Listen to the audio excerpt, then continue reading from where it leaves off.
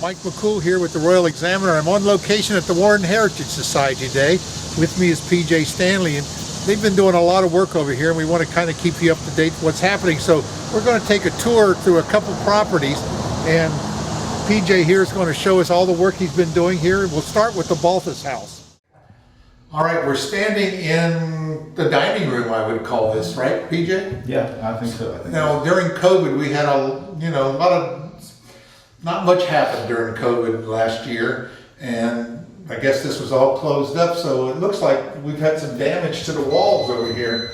Some things of, how is this painted? That's correct, Mike. It has damage because of the water and the infiltration of water and the moisture in the home. I don't think it's been shut down for a while since COVID's come around, and so it's a process of trying to get a lot of the peeling paint off the walls because of the moisture behind it, and it may have not been prepped right when they came in and did it. Right. So, well, who knows? This house was built a long time ago. This is what, the oldest house in Front Royal, I understand. Yeah, correct. I want to say 1750s. Right. And so who knows what's been put on this wall? Well, yeah, and that's always a question. I mean, when you're peeling these paint chips off and you start to see these colors transposed through, how many colors you think you've seen on there? And this has probably been cleaned up in the last couple hundred years several times. Yeah, maybe so. And I don't know whether or not that paint right there was, it looks to me like almost it was a wallpaper at one time, because that's probably what it was. Sure. They would have done. With that being said, maybe when the wallpaper was pulled off, that's what we're seeing. We're seeing what was behind the wallpaper. I doubt it's actually the wallpaper that you're seeing there with the multicolors. But right, you see this, Mark? Put the camera over here. You can kind of look at the wall. You can kind of see the different. That does look like wallpaper there, doesn't it? It does, yeah. That's pretty thick. There looks multiple coats of paint on that wall. Right. And it all depends on, it looks like they just put a latex over it. It probably had, without sizing the wall and prepping it. You just have to choose your battles and try to do the best you can. There's a processing going. I want to let it dry out. We've just tried to let things dry out for the most part. The HVAC system in here is just actually not too long ago has been upgraded, and it's now running again, which is taking the humidity out of the house, which it needs. Sure. And they just open the windows. Just open the windows and let the air flow through. Right. So what will you do now to repair this wall? Well, and that's a good question, because you have to kind of, anything you apply over it now, we'll do a light coat of plaster, a skim coat of plaster over, but the main thing, the process of getting all the old paint off is, there's no end to it. You almost have, it gets to the point where they do make a sheet of almost similar to a webbing that can go over that entire wall. We can surface it that way. That's probably what we're going to do.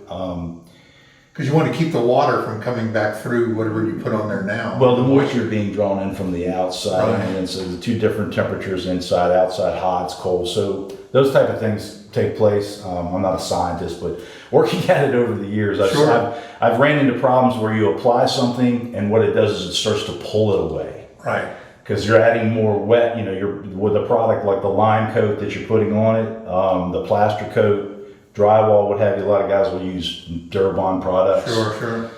We try to use plaster, to recreate. I like it because I can mold it, and it works better. It looks better when it's done. It actually creates more of a rougher, smooth look. Well, and you want to put some period look to it. Right. You don't want to just go back down to Home Depot and get some paint and slap it on the wall. Correct. Right. Yeah. Well, it's neat. It's really a neat old house. This is a house that Kemp Miller lived into. We all know Kemp, our weatherman. And he lived here for quite a few years and then sold it back to the Heritage Society. I understand this is the oldest house in our county, and it's been built a long time ago. So it's really a neat old house. I don't know, are you working in any other room? Well, every room has some issues, some more than others. There are some areas that we've replaced all the rotted sills on the outside, and the windows were creating issues where water was getting into the sills. Those areas, there's more damage. Right. The brown coat has actually been jeopardized, and that brown coat is a type of a bond, a structural light that's the base of the wall itself that is actually part of The process that would have been done first and applied, then the lime coat would have went over that.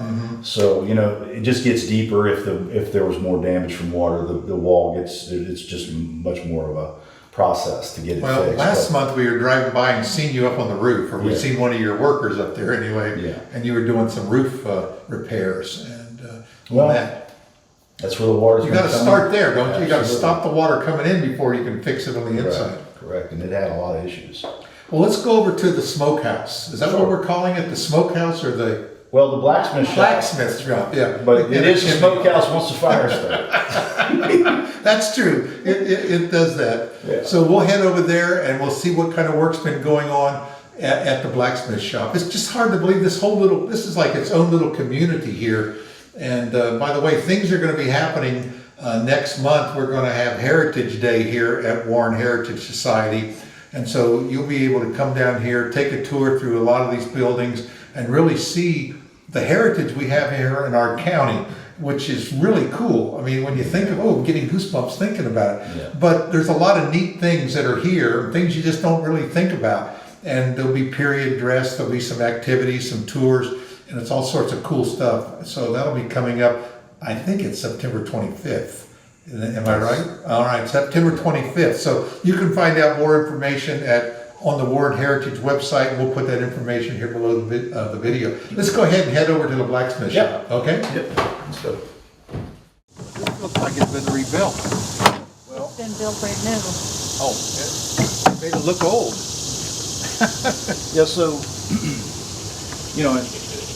and that's it. You're trying to make it look old. One thing that's exciting about what we do here is recreating sometimes is more fun than actually restoring. Sure. So in order to, in terms of having inventory to build an old 1800 style blacksmith shop, but it's tough because you have nails embedded in wood that you're trying to cut through. Right. It's not always straight. And they were real nails back then. Yeah. And the thought process in terms of taking a nail, well, you bring up the nail. I mean, think about the magnitude of what it took to just get the iron ore out of the Appalachians or the mountains in this area, actually. Right. And then have it made. But blacksmithing back then would have been, in terms of the building, would have been probably ordered, they would have sawmilled it, brought it here. And so cedar is a good choice. It's rough cut. Lasts a long time. It lasts a long time. And, in terms of making it, this thing's going to swing open. In terms of making it look old, of course, I do they call it a Japanning method, but I guess it's, You put the torch to it. I did. Or painting with fire is a good way to. And that really does preserve it. It's amazing. It puts a coat in it that keeps it from rotting, I understood. It does. And, I think it'll grow. It still doesn't quite blend with that. However, in another 3 years down the road, it'll gray up. Right. It's like buying a shirt for your grandson. You buy it 2 sizes too big so That's that a he'll real grow into 2x4 there. Oh yeah, it's solid. It's 2 by actually 4 inches. Exactly. And A real 2x4, not like something you buy at the Lowe's or Home Depot. So we build it with a peg method. We try to build it and make it. We mimicked some of the rafter overhangs that are on the smokehouse and the summer kitchen. And being a blacksmith back then, that would have been the first thing they would have built. That or the carpenter shop. Sure. A blacksmith then was a tradesman and he was a businessman. Sure. He was the main guy. So what are we doing in here? It looks like they have your basic blacksmith tool is this anvil. Well, we're not quite done. We have the floor to do yet, and we have some brickwork to do around the forge. The first thing was let's build a blacksmith shop. Let's use it for demonstration purposes. Right. So in my mind, I wanted to build one that works. So other blacksmiths that want to come in the area during these festivals, or where they want to come in and contribute some time, help out with the kids. We're not selling ice creams out of the back of an ice cream truck. When a child wants something that you make with a blacksmith, make me this, make me that, it takes a lot of time. Because I do blacksmithing myself, but I don't consider myself a true blacksmith because it takes years of developing a skill. So, but at any rate. Yeah, you mentioned that. We don't really realize that they just didn't go down to the store and buy stuff. If they wanted a horseshoe, they had to forge it and Yeah. make it and mold it and everything. pound it out, and Yeah, and it was, they took orders. Probably did it right along the street. I understand the original blacksmith shop was up where the Warren Heritage is, where the Warren Rifles Museum is now. So we were given a kind of a mock-up to go by and a picture that you could just barely see. So we do know the original blacksmith was board and batten like this. Probably was wood and then painted at a later time, because what I saw was white.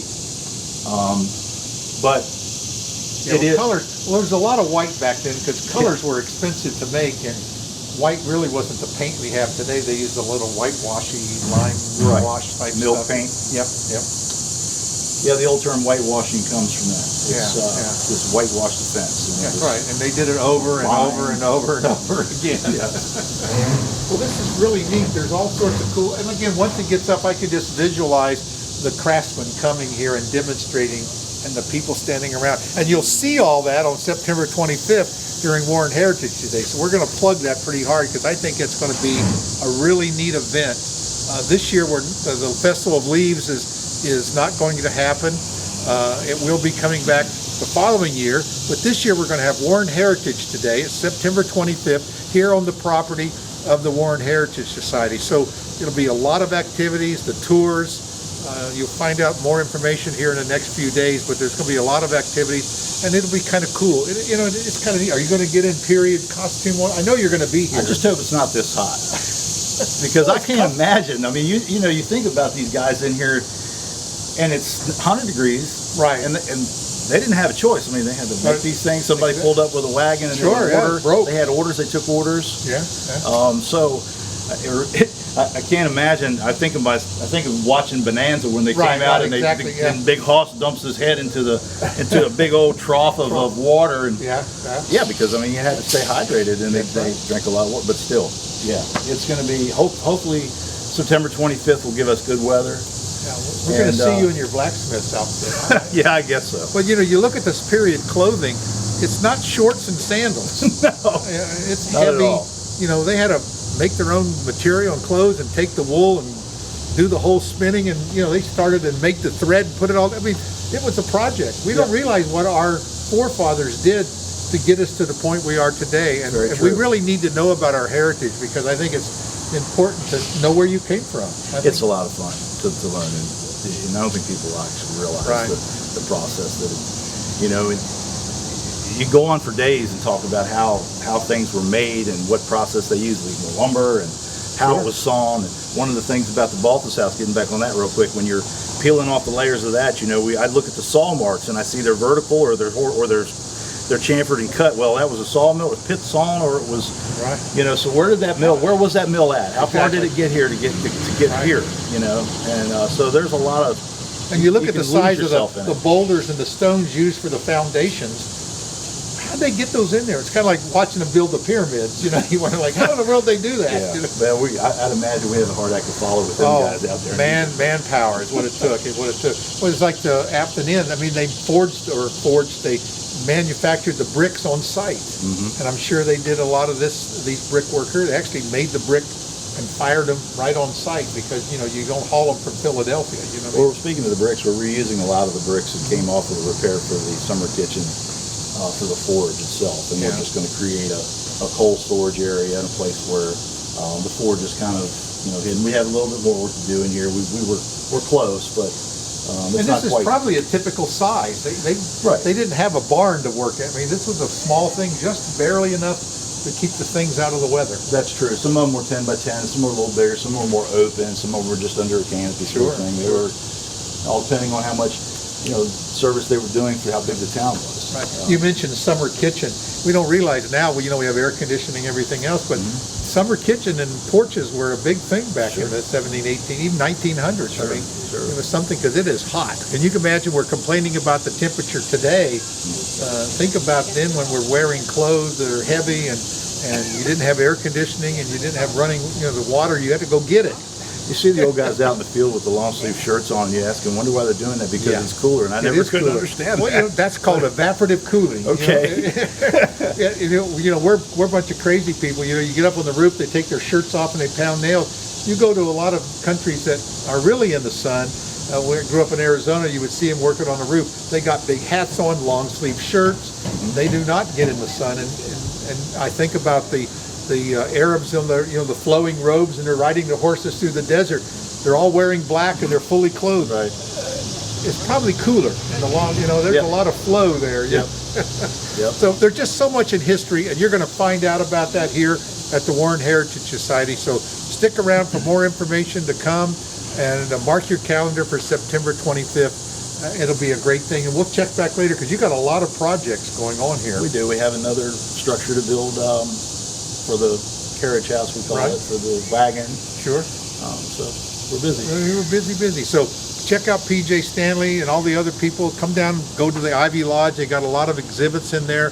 You can meet Melanie Gregory. She's the director, and she does not like to be on camera, by the way, so this will embarrass her, but that's okay. But come and visit her at the Ivy Lodge. She is a lot of knowledge, and she'll be able to show you around, give you tours of that. Check it out. There's all sorts of exhibits. It's just a neat place to visit. Kids come from schools, and people come from all around to check out their heritage, so it's great.